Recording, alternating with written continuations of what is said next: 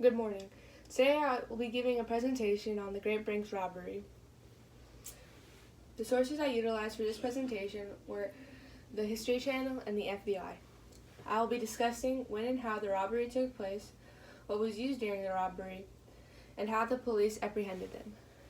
This robbery took place in Boston, Massachusetts on January 17, 1950. They took approximately $1,219,218 in cash and $1,557,183 in checks, money orders, and other securities. The mastermind of this robbery was Anthony Pinot, who was 67 at the time. He recruited 10 other men to help him plan and pull off this robbery. It took 18 months for them to prepare for this robbery.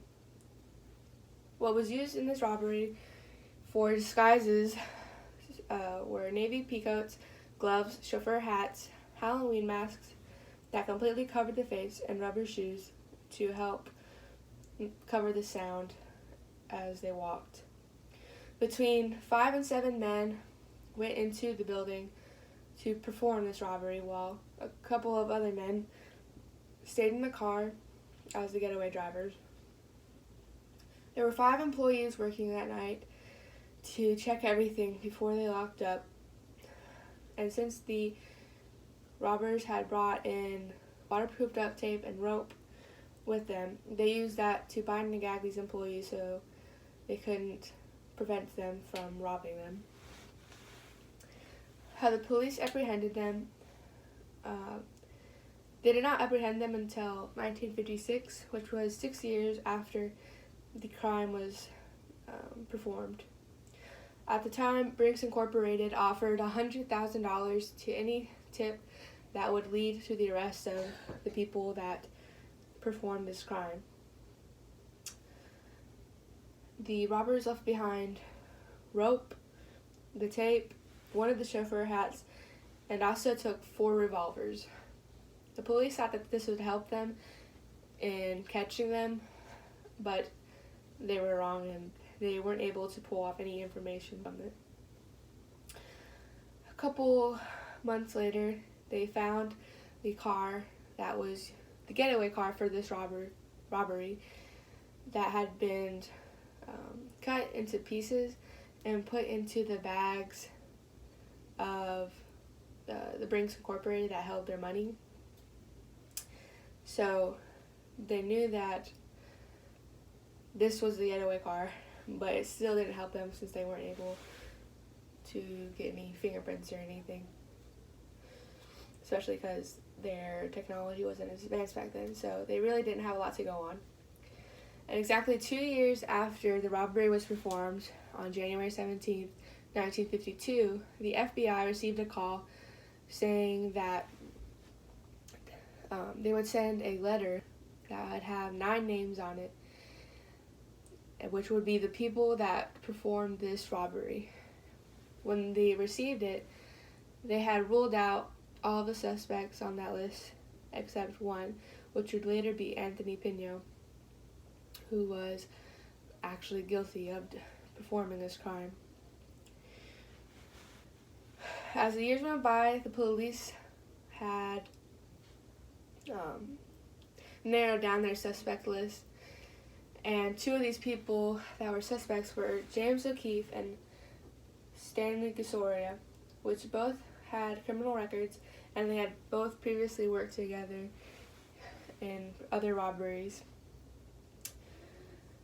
While the police was investigating, they took a road trip on June 2nd, which they said was just for fun and a leisurely road trip. And they were arrested at Towanda, Pennsylvania on June 12th because the police had found clothes and guns that had been used in other robberies.